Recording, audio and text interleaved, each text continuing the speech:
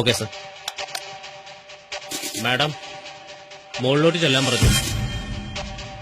കയറി ചെന്നിട്ട് ലെഫ്റ്റില് second room.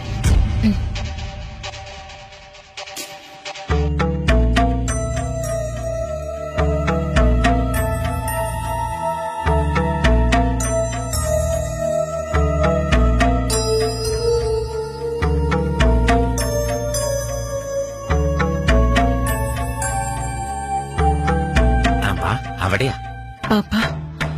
വേണ്ട പാപ്പ, ഈ പണം വേണ്ട. എനിക്ക് എന്തോ പോലെ തോന്നുന്നു. ഇവിടെ ഇതൊക്കെ ആര് കാണാനാ? നീ ഒപ്പിട്ട് പണം വാങ്ങാൻ നോക്ക്. വാ.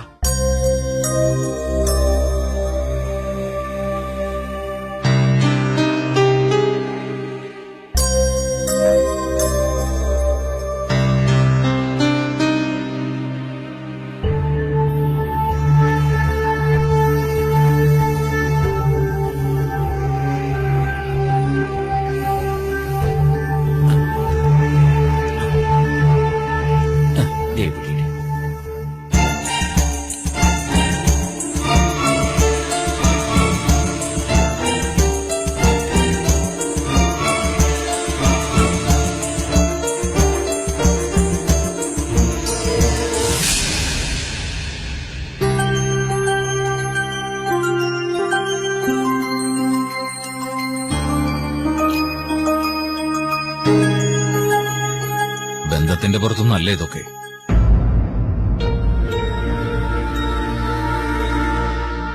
അല്ലെങ്കിലും പുറത്ത് പറയാൻ കൊള്ളാവുന്ന ബന്ധുക്കളൊന്നും അല്ലല്ലോ നമ്മള്. ചക്കരിയ മുതലാളി, ആൻഡോ ഇരിക്കെ. നിങ്ങൾ ചെല്ല്, ഞാൻ ആൻഡോട് അല്പം സംസാരിക്കട്ടെ.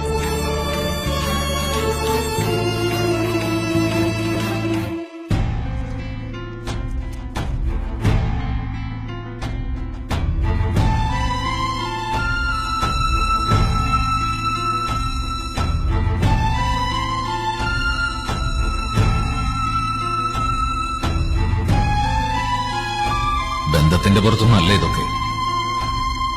അല്ലെങ്കിലും പുറത്ത് പറയാൻ കൊള്ളാവുന്ന ബന്ധുക്കളൊന്നും അല്ലല്ലോ നമ്മള്. എടുത്തി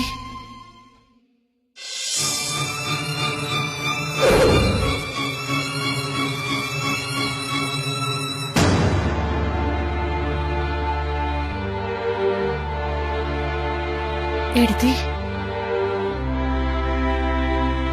എടുത്തിയുടെ കൂടെ ഞാനുണ്ട്. അതാ എന്റെ സാമീപ്യം എടുത്തി തിരിച്ചറിഞ്ഞത്. കഴിഞ്ഞ 20 വർഷത്തോളം കൊതിയോടെ കാത്തിരുന്നതല്ലേ എന്റെ എടുത്തിയ മക്കളെ ഇങ്ങനെ ഒന്ന് അടുത്ത് കാണാൻ. വേണ്ട, നിർത്ത്. ബന്ധങ്ങളുടെ കണക്കൊന്നും പറഞ്ഞ് ആരും എന്റെ മുന്നിൽ വരരുത്. എന്റെയും എന്റെ മക്കളുടെയും മുന്നിൽ ഒരു തടസ്സമായി ഒരു രക്തബന്ധം പോലും വരരുത്. എനിക്കങ്ങനെ ഒഴിവാക്കാൻ പറ്റുമോ എടുത്തി? എന്റെ ഉണ്ണിയേട്ടന്റെ സൂസന്നയല്ലേ നിങ്ങൾ? അവര് എന്റെ ഉണ്ണിയേട്ടന്റെ മക്കളല്ലേ? അല്ല, ഉണ്ണിയെ നിങ്ങൾ കൊന്നു. മാത്യൂസിന്റെ ഭാര്യയാണ് സൂസന്ന. അതങ്ങനെ തന്നെ മതി. ഓരോ ഇടത്തും കാലിനെ പോലെ വിടാതെ പിന്തുടർന്ന് ഓടി രക്ഷപ്പെടുമ്പോഴും എന്റെ മാത്യൂസിന്റെ നെഞ്ചിലെ നോവ് ഞാനേ അറിഞ്ഞുള്ളൂ. സ്വന്തം അച്ഛനായി പോയില്ലേ സൂസന്നെ? അവിടെയെ ഞാൻ തോറ്റുപോയത്. എന്നൊരായിരം വട്ടം മാത്യൂസ് സങ്കടം പറഞ്ഞിട്ടുണ്ട് എന്നോട്. എന്റെ അച്ഛന്റെ കണ്ണിൽ കനിവിന്റെ ഒരിറ്റ കണ്ണീര് കാണാതെ ആ മണ്ണും ആ ബന്ധവും നമുക്ക് വേണ്ട സൂസന്നെ എന്ന അവസാന നിമിഷം വരെ എന്നോട് പറഞ്ഞിട്ടുണ്ട്.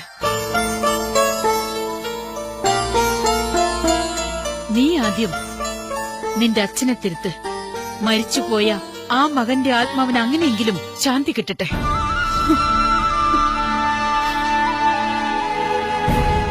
എനിക്കറിയാം, നീ എന്റെ മുന്നിൽ നീട്ടുന്ന രക്തബന്ധം ഓർക്കുമ്പോ പള്ളിപ്പറമ്പിൽ കിടക്കുന്ന എന്റെ മാത്യൂസിന്റെ